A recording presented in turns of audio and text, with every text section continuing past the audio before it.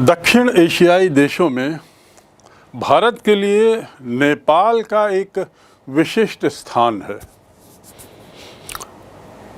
भारत और श्रीलंका के संबंध हमने जाने और इस बात से वाकिफ हुए कि भारत और श्रीलंका के संबंध मधुर क्यों हैं, और उसमें ऐसे कई मौके आए जब खटास हो सकती थी, लेकिन दोनों ही देशों ने बड़े धैर्य से दोनों के बीच के विवादित मामलों को निपटाया है और इस प्रकार हमारे संबंध श्रीलंका के साथ अच्छे बने रहे हैं। जहाँ तक भारत नेपाल संबंधों की बात है तो इसकी भौगोलिक स्थिति काफ़ी कुछ भारत और नेपाल के संबंधों को एक दिशा देती है।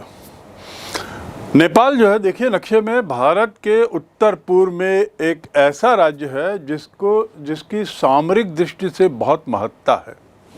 सामरिक दृष्टि मतलब सैन्य दृष्टि से, अंतर्राष्ट्रीय राजनीति की दृष्टि से उसकी स्थिति देखिए। नेपाल के ऊपर चीन,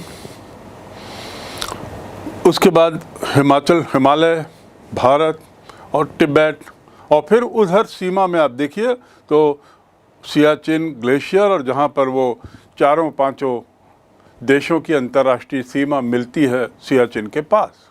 तो सामरिक दृष्टि से बहुत महत्वपूर्ण जगह है।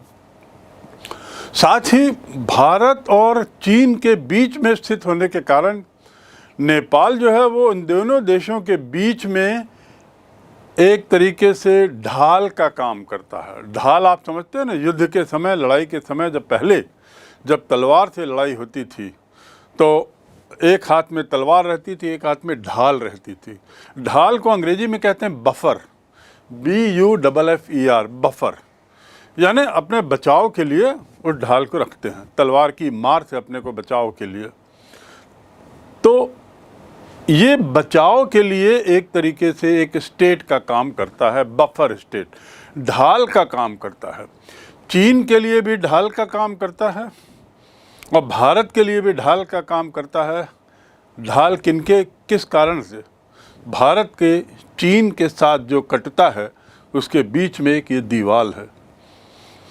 ऐसे चीन के लिए भी ये एक दीवार का काम करता है और इसीलिए हम कहते हैं ढाल, बफर स्टेट, मध्य राज्य। एक हिंदी में इसे हम कह सकते हैं दोनों के बीच में स्थित मध्य राज्य। चीन जो है वो बारंबार तिब्बत पे अपना प्रभाव बढ़ाने की कोशिश कर रहा था और एक समय आया जब उसने तिब्बत पर के कुछ क्षेत्रों पे कब्जा भी कर लिया। और जब तिब्बत के क्षेत्र में चीन ने अपना कब्जा जमाया है तो भारत के लिए बहुत अहम हो गया है ये क्षेत्र, और इस कारण नेपाल का महत्व और बढ़ गया है, क्योंकि वहीं से फिर वो भारत की सीमा से जुड़ जाएगा यदि नेपाल ढाल के रूप में कार्य ना करे तो नेपाल की भौगोलिक स्थिति के कारण इसका महत्व अत्यधिक है और इसका विश्व की अन्य महाशक्तियों द्वारा भी अपने अपने हित में उपयोग करने का प्रयास होता है। और इनके लिए उपयोग किसके खिलाफ? भारत के खिलाफ, भारत के हितों के विरुद्ध इसका प्रयोग करने की जब तब अंतर्राष्ट्रीय राजनीति में कोशिश होती है। इसलिए भारत के लिए ये ज़रूरी है कि वह नेपाल से मधुर संबंध बनाए रखे।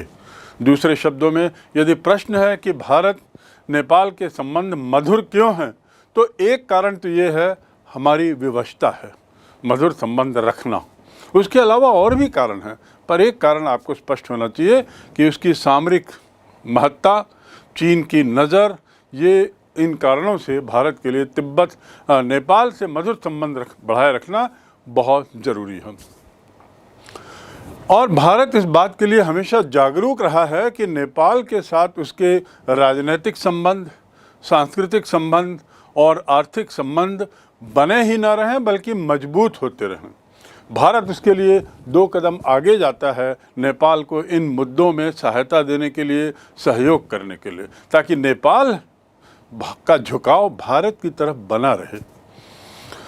ये तो हुई इसकी सामरिक दृष्टि से उसकी महत्ता, और भारत के लिए इसकी महत्ता क्या है। अब इतिहास की ओर यदि ध्यान दें तो भारत और नेपाल न केवल राजनीतिक मामले में बल्कि धार्मिक और सांस्कृतिक दृष्टि से भी काफ़ी जुड़े हुए हैं। धार्मिक दृष्टि से भी भारत और नेपाल जुड़े हुए हैं। मैंने जैसा आपको पूर्व में बताया कि नेपाल एकमात्र हिंदू राष्ट्र हुआ करता था। बाद में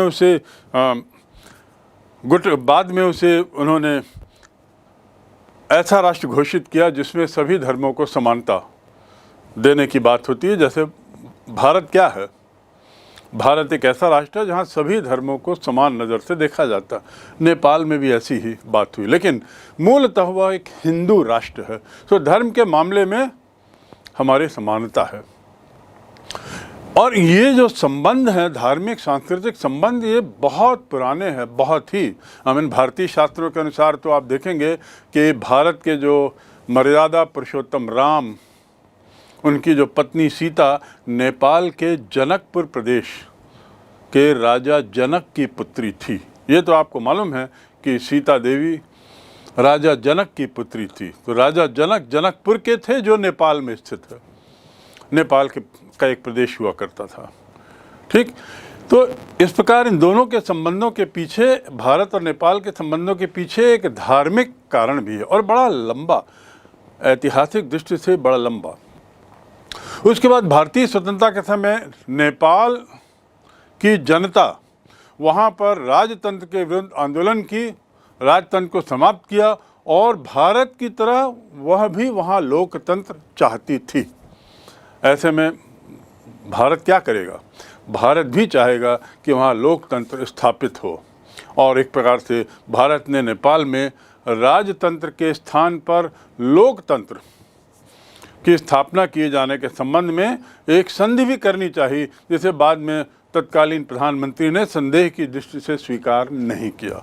दूसरे शब्दों में, भारत अपने धार्मिक, सांस्कृतिक और ऐतिहासिक संबंधों के मद्देनज़र भारत भी चाहता था कि नेपाल में लोकतंत्र आए, और उस दिशा में भारत ने कुछ प्रयास भी किए, लेकिन दुर्भाग्य से वे प्रयास सफल नहीं हुए। भारत के लोकतंत्र स्थापित करने का या लोकतंत्र की दिशा में नेपाल को प्रेरित करने के पीछे उसका मकसद यही था कि दोनों की राजनीतिक व्यवस्था एक होगी और चीन किसी अन्य तरह की राजनीतिक व्यवस्था को लागू न कर बैठे। इसलिए भारत के लिए ये अपरिहार्य भी हो गया कि वो नेपाल के संबंधों को और प्रगाढ़ बनाए और मजबूत बनाए, और इसीलिए 1950 में भारत के जो प्रधानमंत्री हैं, उन्होंने संसद में कहा था कि जहाँ तक कुछ एशियाई गतिविधियों का संबंध है, भारत और नेपाल के मध्य किसी प्रकार का सैन्य समझौता नहीं है। ये पंडित जवाहरलाल नेहरू का संसद में बयान कि जहाँ तक एशियाई देशों का संबंध है, भारत का किसी से सैन्य समझौता नहीं है, परंतु नेपाल पर किसी के द्वारा आक्रमण किए जाने पर भारत उसे स्वीकार नहीं करेगा। एक तरीके से भारत ने नेपाल को ये वादा दिया कि आप पर किसी आक्रमण की स्थिति में भारत आपके साथ खड़ा है, और इस प्रकार भारत ने सुनिश्चित किया कि नेपाल भी भारत के पक्ष में रहे। आगे पंडित जवाहरलाल नेहरू अपने भाषण में कहते हैं कि नेपाल पर होने वाला कोई भी आक्रमण निश्चित रूप से भारतीय सुरक्षा के लिए खतरा है। यह बयान पंडित जवाहरलाल नेहरू का 1950 का है, जो ये साबित करता है कि हमारी नेपाल की कितनी अहमियत है भारत की विदेश नीति में। इस प्रकार अपनी सुरक्षा की दृष्टि से भारत नेपाल के साथ अपने संबंध बनाने में सतत प्रयास करते रहा। कुल मिलाकर नेपाल के साथ भारत का मामला ऐतिहासिक, सांस्कृतिक और धार्मिक संबंधों के कारण तो है ही, पर सबसे अहम बात जो है वह है सुरक्षा का मामला। सुरक्षा की दृष्टि से हमारे लिए नेपाल बहुत बहुत महत्वपूर्ण है। सन 50 में भारत और नेपाल के मध्य भारत नेपाल संधि भी हुई, जिसके अनुसार दोनों देशों ने स्वीकार किया कि वो एक दूसरे की सुरक्षा की दृष्टि से किसी भी तीसरे देश के हस्तक्षेप को स्वीकार नहीं करेंगे। एक तरीके से समझौता हुआ कि कोई भी तीसरा देश यदि दखल करता है तो वह इन दोनों के स्वीकार्य नहीं होगा। आखिर ये इशारा किस ओर था? किस तीसरे देश के बारे में वो सोच रहे थे?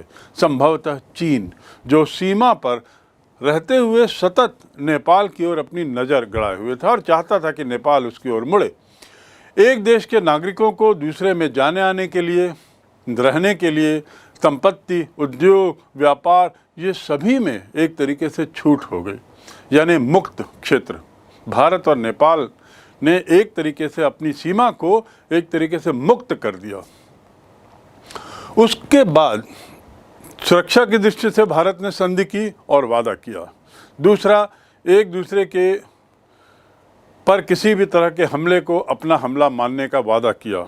तीसरा, मुक्त क्षेत्र घोषित कर दिया एक तरीके से, चाहे वो रहने का हो, खरीदने का हो, संपत्ति बनाने का हो, संबंध बनाने का हो, वैवाहिक संबंध आदि, इन सभी मामलों में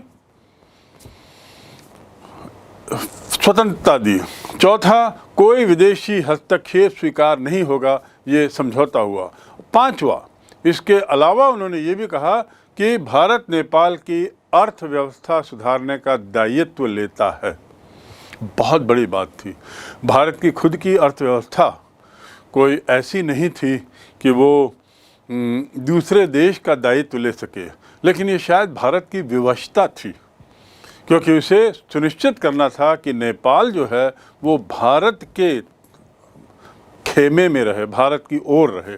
और इसलिए पंडित जवाहरलाल नेहरू ने ये दायित्व भी लिया और स्वीकार किया कि नेपाल यद्यपि एक बफर स्टेट है, परंतु पूर्ण रूप से स्वतंत्र राज्य है। हमारे लिए वो बफर स्टेट है, लेकिन हम उसकी स्वतंत्रता पर हनन नहीं कर रहे हैं। हम केवल अपनी सुरक्षा के लिए बफर स्टेट के नाते उसको ये सब मदद दे रहे हैं।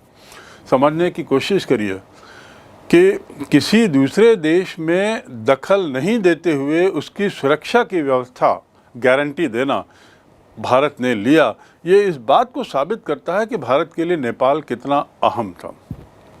इस प्रकार भारत और नेपाल के बीच जो संधि हुई वो स्वतंत्रता के लिए, संप्रभुता के लिए और एकता के लिए। नेपाल की स्वतंत्रता बनी रहेगी अक्षुण्ण, नेपाल की संप्रभुता बनी रहेगी अक्षुण्ण और नेपाल की एकता बनी, भारत उसमें दखल नहीं देगा। ठीक। अब लोकतंत्र की बात आती है।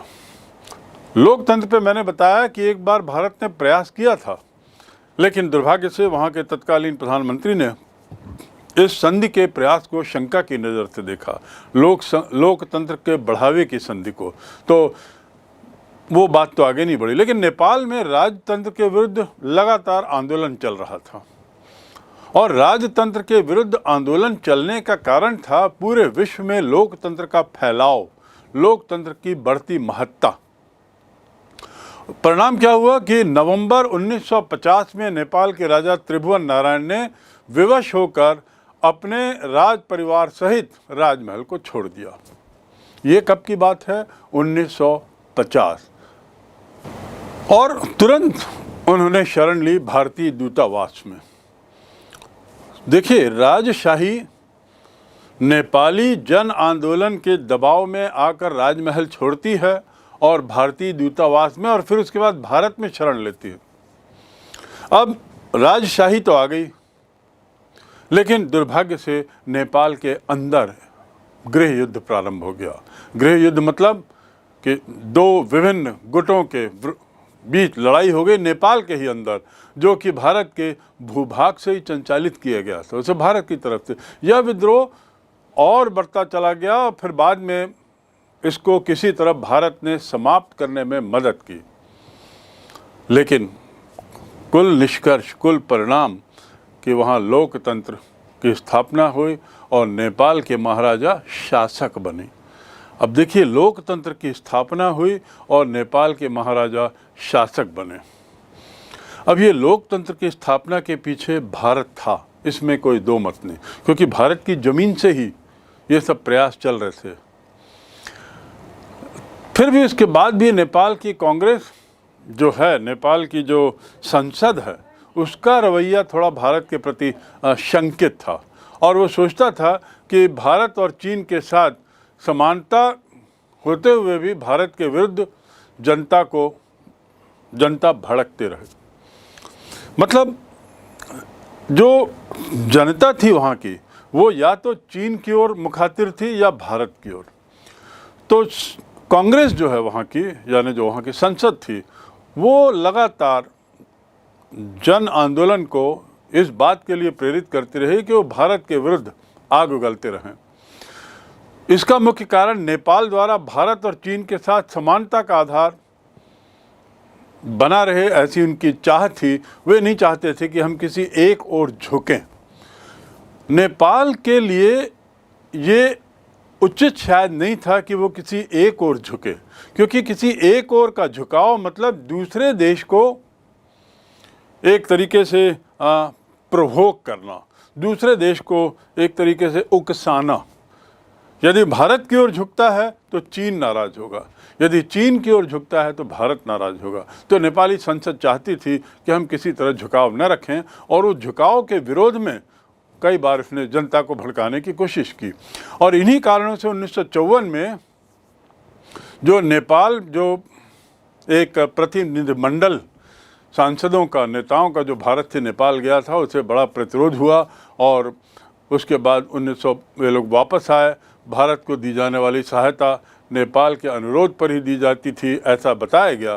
पर भारत द्वारा जो धनराशि व्यय की गई, उस धनराशि का भी नेपाल सरकार द्वारा भुगतान किए जाने की कोई शर्त नहीं। यानी भारत ने निःशर्त बहुत सारी सेवाएं दी हैं, ऐसा उसने बताया, क्योंकि वहाँ के लोगों को शंका थी कि भारत इन सब सेवाओं की एवज में, चाहे धनराशि, चाहे प्रोजेक्ट बनाने के नाम से, भारत नेपाल की स्वतंत्रता, सार्वभौमिकता पर नियंत्रण करना चाह रहा है। तो भारत के प्रतिनिधिमंडल ने स्पष्ट किया कि इस पे हमारा किसी भी तरह का कोई शर्त नहीं है, यह निःशर्त दी जा रही है।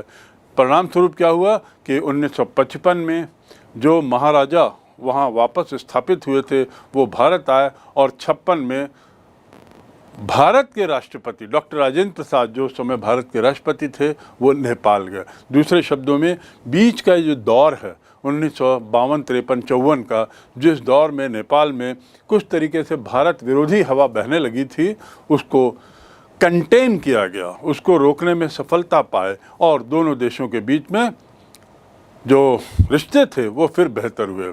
भारतीय राष्ट्रपति ने नेपाल कांग्रेस में भी साफ कहा कि सुरक्षा के लिए हम कोई खतरा नहीं है, नेपाल की शांति और सुरक्षा के लिए हम कोई खतरा नहीं है, और कोई भी खतरा यदि नेपाल को होता है तो भारत की शांति और सुरक्षा के लिए खतरा है। भारत ने बड़े स्पष्ट कहा वहाँ की कांग्रेस में कि नेपाल को कुछ खतरा नहीं होना चाहिए भारत से, नेपाल इस बात में निश्चिंत रहे। लेकिन नेपाल में यदि किसी तरह की अशांति होती है, नेपाल में किसी तरह की सुरक्षा की समस्या होती है, तो उसको हम अपनी अशांति और अपनी सुरक्षा का मामला समझते हैं। डॉक्टर राजेंद्र प्रसाद, तत्कालीन राष्ट्रपति, ने तो एक कदम और आगे बढ़ते हुए कहा कि नेपाल के मित्र हमारे मित्र और नेपाल के शत्रु हमारे शत्रु हैं, यानी हम नेपाल की सुरक्षा के लिए भरसक प्रयास करेंगे। इस प्रकार इस काल में 55-56 के काल में संबंध सुधरते हैं, और नेपाल के महाराजा ने भी स्वीकार किया कि भारत जो है वह नेपाल का एक बहुत अच्छा मित्र है। भारत ने नेपाल के विकास के अपने प्रयासों में संयुक्त राष्ट्र संघ का सदस्य बनाने के लिए भी प्रयास किया, और नेपाल को अंतर्राष्ट्रीय मंच में मान्यता दिलाने के लिए जो संयुक्त राष्ट्र संघ की सदस्यता के लिए आवश्यक है, उसने नेपाल को बहुत सहयोग दिया। भारत द्वारा बार बार प्रयास करने से ही 1955 में नेपाल को संयुक्त राष्ट्र संघ की सदस्यता मिली, जिसे नेपाल ने स्वीकार किया, और साथ ही ये भी घोषित किया कि नेपाल ऐसा कुछ व्यवहार नहीं करेगा जो भारत विरोधी हो। इस प्रकार नेपाल भारत के प्रति अब अपनी निष्ठा बताने लगा, और दूसरे शब्दों में नेपाल भारत के प्रयासों की सराहना ही नहीं बल्कि उस पर विश्वास भी करने लगा। तो देखिए कैसे जो ग्राफ है भारत नेपाल के संबंधों का ग्राफ, उसमें कुछ उतार चढ़ाव होता है, लेकिन 1955-56 आते आते स्थिति थोड़ी सुधरती है। अब यहाँ से दूसरा दौर शुरू होता है, 1956-57 से दूसरा दौर शुरू होता है, और वो क्या है कि नेपाल का चीन के प्रति झुकाव और उसके बढ़ते मतभेद। नेपाल का चीन के प्रति झुकाव और भारत से बढ़ते मतभेद। नेपाल की विदेश नीति का आधार क्या रहा है? यदि आप स्वयं एक नेपाल के नागरिक यदि हों तो आप सोचें कि आप एक ऐसे देश में हैं जो भारत और चीन से घिरा हुआ है, तो आप किस तरीके से और फिर उसकी ना कोई समुद्री सीमा है, ना उसका कोई स्पेस है जिससे वो दूसरी जगह जा सके। अपने वायुयान के लिए उसको इन देशों की अनुमति जरूरी होगी, वायुसेना के लिए। ऐसी स्थिति में नेपाल के पास क्या ऑप्शंस हैं? नेपाल को दोनों के साथ मित्रता बनाए रखना आवश्यक होगा, और या कम से कम ये सुनिश्चित करना जरूरी होगा किसी एक के साथ वह घनिष्ठ संबंध रखे। तो ऐसी स्थिति में नेपाल की विदेश नीति इस बात पर आधारित थी कि जो देश शक्तिशाली दिखता था वह उधर झुकता था, जो देश समर्थवान दिखता था वह उधर झुकता था। दूसरे शब्दों में नेपाल जो भी शक्तिशाली प्रतीत दिखता था उसके प्रति अपना अधिकाधिक स्वार्थ सिद्ध करे, ऐसा उसका प्रयास रहता था। नेपाल की इस प्रकार की विदेश नीति से भारत नेपाल के संबंधों में खटास आई है, क्योंकि ये ऐसी विदेश नीति थी जो लचर थी, उसमें कोई स्थायित्व नहीं था। तो परिणाम क्या हुआ है कि भारत नेपाल के संबंधों में कई बार इस बात को लेकर थोड़ी तनाव हुआ है, तनातनी हुई है। भारत द्वारा तिब्बत के प्रति जो नीति अपनाई गई, तुष्टीकरण की नीति, उसके परिणाम स्वरूप चीन ने भी भारत के पड़ोसी देश नेपाल में रुचि लेना आरंभ कर दिया। अब तुष्टीकरण मतलब क्या होता है? तुष्टीकरण की नीति का अर्थ है ऐसी नीति जिसमें सामने वालों को संतुष्ट करते रहो, और प्रयास और संतुष्ट करने का उद्देश्य कि वह शांत रहे। तो सामने वाले को शांत रखने के लिए संतुष्ट करते रहो। जहाँ तक तिब्बत का मामला है वहाँ पर यही हुआ था। चीन ने तिब्बत के कुछ हिस्से पर कब्जा किया और भारत ने इस बात को नज़रअंदाज इसलिए किया कि वह तनाव नहीं चाहता था, वह युद्ध नहीं चाहता था, वह अंतर्राष्ट्रीय मंच पे उसके पास और कई समस्याएं थीं। उन समस्याओं में ये तिब्बत की समस्या को भी नहीं जोड़ना चाहता था। लेकिन चीन ने भारत के इस तुष्टीकरण, ये चुप रहने की नीति का फ़ायदा उठाया और उसने नेपाल में अपनी दखल बनानी प्रारंभ की। देखिए, भारत ने तिब्बत के मामले में चीन को एक तरीके से माफ़ कर दिया, चीन को एक तरीके से छोड़ दिया कि ठीक है, तुमने कुछ क्षेत्र में कब्जा किया है, छोड़ दिया। लेकिन चीन उसको अन्यथा समझता है।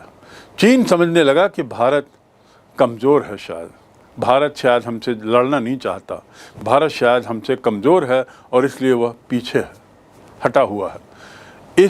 ऐसा भारत के द्वारा कमज़ोर जो दृश्य रखा गया, चीन ने उसको भुनाने की कोशिश की और अब उसने नेपाल में भी दखल देना आरंभ किया, और इस उम्मीद में आरंभ किया कि नेपाल में चीन के दखल को भी भारत झेलेगा, उसके प्रति किसी तरह की तीव्र प्रतिक्रिया नहीं करेगा। दूसरे शब्दों में, भारत द्वारा तिब्बत के प्रति अपनाई गई तुष्टीकरण की नीति के फलस्वरूप चीन ने नेपाल में रुचि लेनी शुरू कर दी। तो चीन के नेपाल में रुचि का कारण क्या है? भारत की लचर कमज़ोर नीति तिब्बत के मामले में, जिसको चीन ने कमज़ोरी माना। परिणाम क्या हुआ? भारतीय स्वतंत्रता के पश्चात जो घनिष्ठ संबंध थे, चीन ने उसमें एक तरीके से दखल देना शुरू किया और उन दोनों के बीच में यात्राएं हुई। चीन और नेपाल के शासकों के बीच में भी यात्राएं हुई और नेपाल की सुरक्षा और संप्रभुता के लिए अब चीन सामने आता है और 1957 में उन दोनों के बीच में एक तरीके की संधि होती है। चीन के प्रधानमंत्री नेपाल की यात्रा करते हैं और संबंध बनाने, अटूट संबंध बनाने का प्रयास करते हैं, नेपाल को आर्थिक सहायता देते हैं और परिणाम क्या हुआ? अब नेपाल जो 1956 के अंत तक भारत के निकट था वह अब चीन की ओर जाता है। और इसका कारण क्या है कि तिब्बत को लगता है, नेपाल को लगता है कि अब चीन ज़्यादा ताकतवर है। 1960 आते आते नेपाल और चीन के मध्य एक तरीके से काफ़ी निकटता आ जाती है और भारत से दूरियां बढ़ जाती हैं।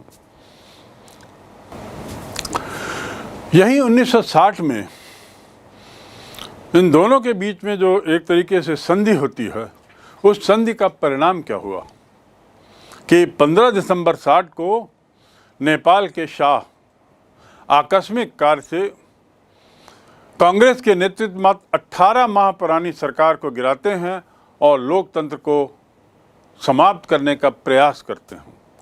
ये किसकी शाह पे होता है? चीन की शाह पे।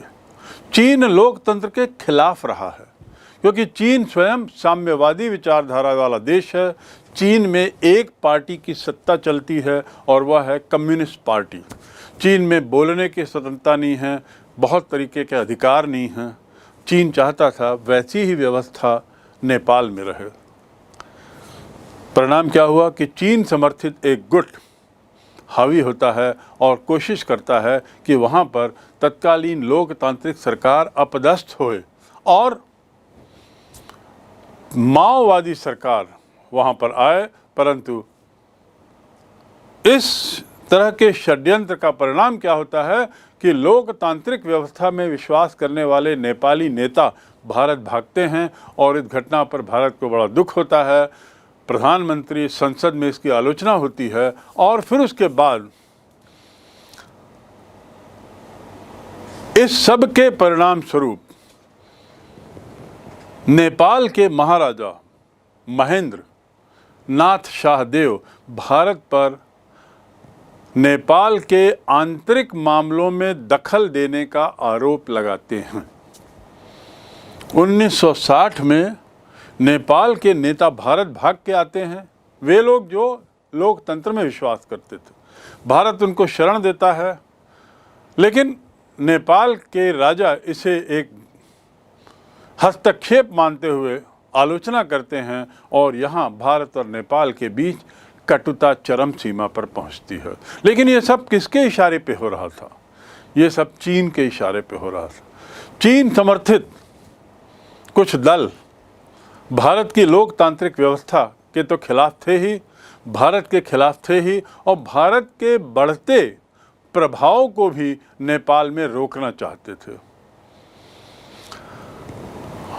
आगे चीन और नेपाल संधि करते हैं। भारतीय सुरक्षा की उपेक्षा करते हुए नेपाल ने चीन को ल्हासा और काठमांडू में सड़क मार्ग की अनुमति दी और भी कुछ ऐसे कार्य किए जिससे कि चीन और नेपाल के बीच के बढ़ते मैत्रीपूर्ण संबंध स्पष्ट हो जाते हैं। निष्कर्ष ये कि नेपाल का भारत से जो संबंध है उसमें सतत उतार चढ़ाव है और उस उतार चढ़ाव का मुख्य कारण चीन है, जो नेपाल पे नज़र बनाए हुए है, जो नेपाल को अपने खेमे में लाना चाहता है सामरिक कारणों से, जो नेपाल को अपने खेमे में लाना चाहता है साम्यवादी व्यवस्था को लागू करने के लिए, जो नेपाल को अपने खेमे में लाना चाहता है भारत के प्रति आक्रामक रुख अपनाने के लिए। यही कारण था कि 1962 में जब भारत और चीन की लड़ाई हुई तो नेपाल तटस्थ रहा।